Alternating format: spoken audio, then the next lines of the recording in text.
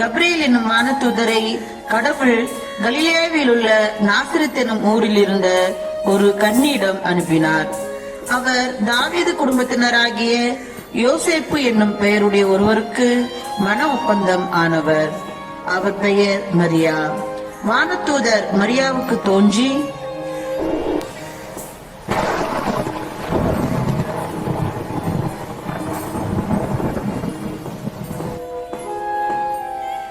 அருள்மிக பெற்றவரே வாழ்க, ஆண்டவர் உம்மோடு இருக்கிறார்.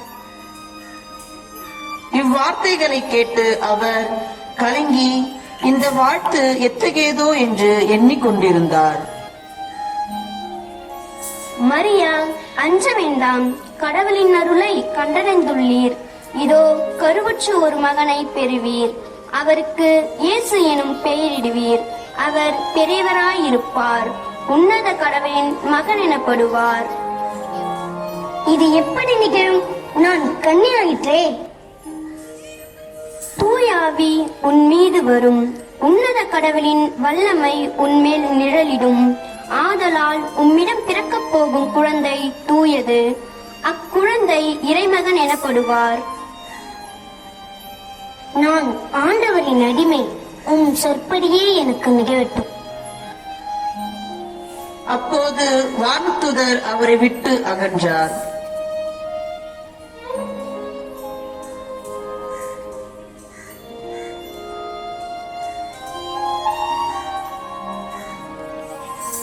அவர் கணவர் யோசேப்பு நேர்மையாளர்.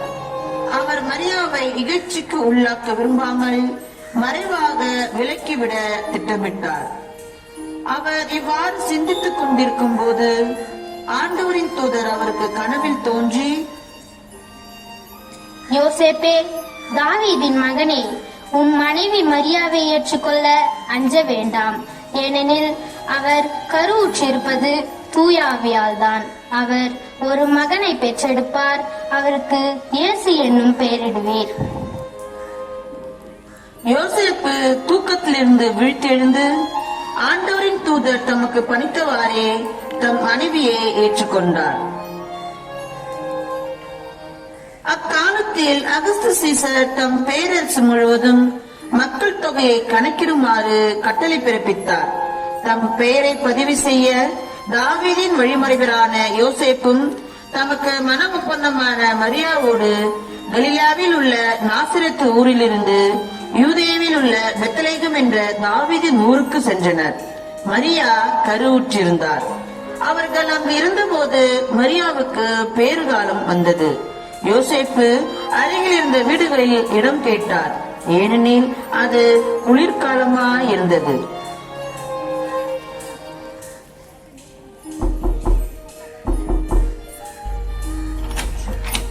ஐயா, என் மனைவி பேறுகால வழியில் உள்ளார். உங்கள் வீட்டில் சிறிது இடம் இருந்தால் தாருங்கள். இங்கே இடமில்லை.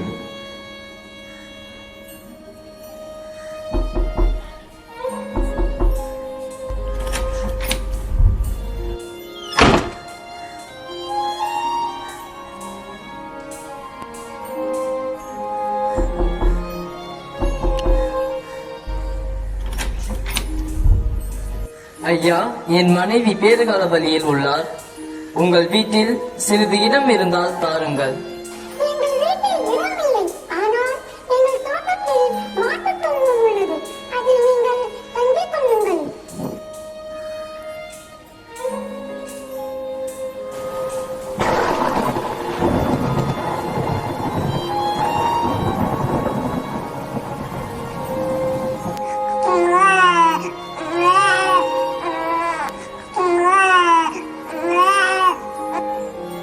மரியா இயேசுவை பெற்றெடுத்தார்.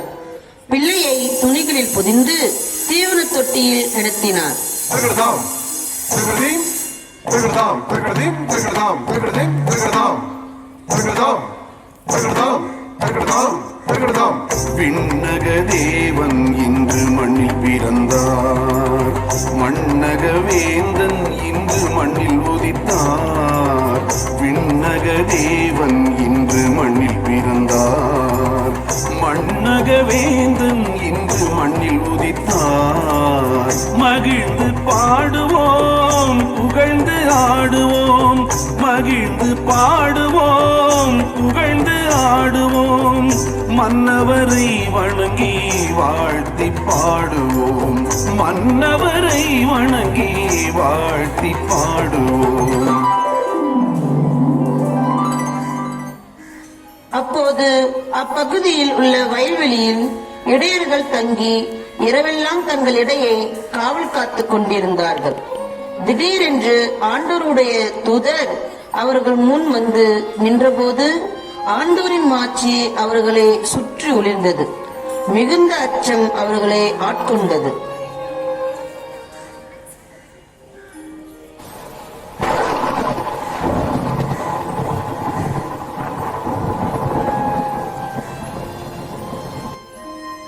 அஞ்சாதீர்கள், இதோ எல்லா மக்களுக்கும் பெரும் மகிழ்ச்சியூட்டும் நற்செய்தியை உங்களுக்கு அறிவிக்கின்றேன். இன்று ஆண்டவராக மெசியா என்னும் மீட்பர் உங்களுக்காக தாவீதின் ஊரில் பிறந்திருக்கிறார். இதனை கேட்ட இடையர்கள் பெரும் மகிழ்ச்சி அடைந்து ஆடிப்பாடி இயேசுவை காண புறப்பட்டனர். வாருங்கள், பிறந்திருக்கும் பாலன் இயேசுவை காண செல்வோம்.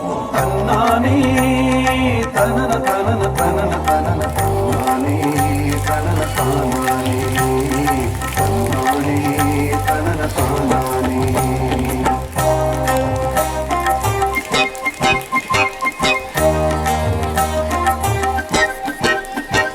தன்னானே தனன தனன தனன தனன தானே தனன தானானே, தன்னானே தனன தானானே. காடு மேடு ஓடி வாழும் இடையர் நாங்களே, எங்கள் ஆடு மாடு தேடி மேய்க்கும் கடையர் நாங்களே. வாழ்த்த வந்தோமே, பாலகனை வணங்க வந்தோமே. தன்னானே தனன தனன தனன தனன தன்னானே தனன தானானே, தன்னானே தனன தானானே. ஏரோது அரசன் காலத்தில் யூதேயாவில் உள்ள பெத்லகேமில் இயேசு பிறந்துள்ளார் என்ற செய்தியை கேட்ட ஞானிகள் விண்மீன் வழிகாட்ட கிழக்கிலிருந்து எருசலேமுக்கு வந்தனர். இதனை அறிந்த ஏரோது அரசன் ஞானிகளை போய் சந்தித்தான். யூதர்களின் அரசராக பிறந்திருக்கிறவர் எங்கே? அவரது விண்மீன் எழக் கண்டோம், அவரை வணங்க வந்திருக்கிறோம். இதை கேட்டதும் ஏரோது அரசன் கலங்கினான். எருசலேம் முழுவதும் கலங்கிற்று. உடனே எல்லா தலைமை குருக்களையும் மறைநூல் அறிஞர்களையும் ஒன்று கூட்டி மெசியா எங்கே பிறந்திருப்பார் என்று அவர்களிடம் விசாரித்தான். யூதேயாவில் உள்ள பெத்லகேமில் தான் அவர் பிறந்திருக்க வேண்டும். பின்பு ஏரோது யாருக்கும் தெரியாமல் ஞானிகளை அழைத்துக் கொண்டு போய் விண்மீன் தோன்றிய காலத்தை பற்றி விசாரித்து உறுதி செய்து கொண்டான். நீங்கள் சென்று குழந்தையை குறித்து திட்டவட்டமாய் கேட்டு எனக்கு அறிவியுங்கள். அப்பொழுது நானும் சென்று அக்குழந்தையை வணங்குவேன்.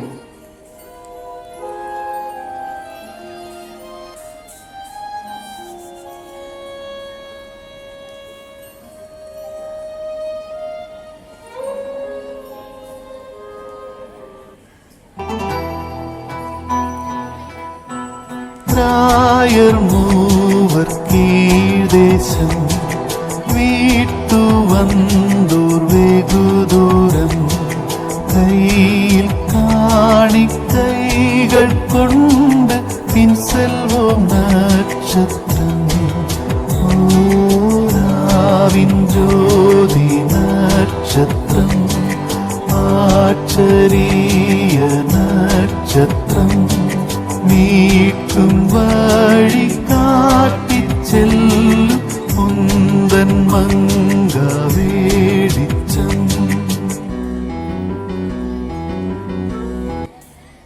அரசன் சொன்னதை கேட்டு அவர்கள் புறப்பட்டு போனார்கள்.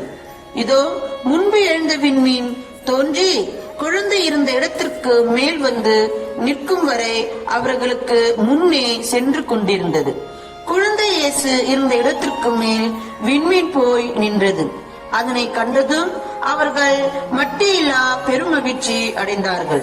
வீட்டிற்குள் அவர்கள் போய் குழந்தையை அதன் தாய் மரியா வைத்திருப்பதையும் கண்டார்கள். நெடுஞ்சான் கடையாக விழுந்து குழந்தையை வணங்கினார்கள். தங்கள் பேழைகளை திறந்து பொன்னும் சாம்பிராணியும் வெள்ளிப்போலமும் காணிக்கையாக கொடுத்தார்கள். நீங்கள் குழந்தையை கண்டதாக ஏரோது அரசனிடம் சொல்ல வேண்டாம். நீங்கள் வேறு வழியாக செல்லுங்கள். ஏரோதிடம் திரும்பி போக வேண்டாம் என்று கனவில் அவர்கள் எச்சரிக்கப்பட்டதால் வேறு வழியாக தங்கள் நாடு திரும்பினார்கள்.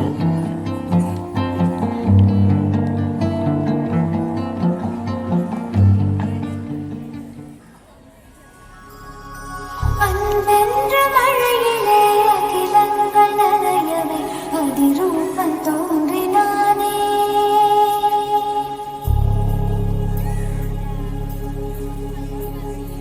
வைக்கோலின் மேலொரு வைரமாய் வைரமாய் வந்தவன் மிந்தினானே.